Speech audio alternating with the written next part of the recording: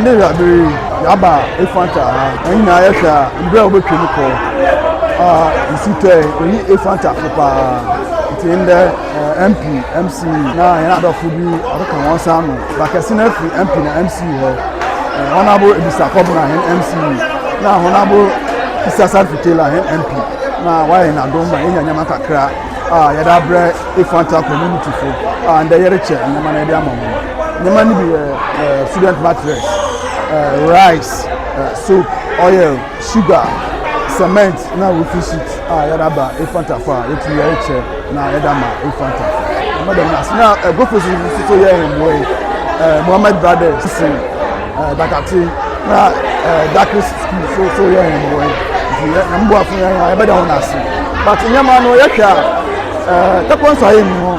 wona nsuka on odosu pa ti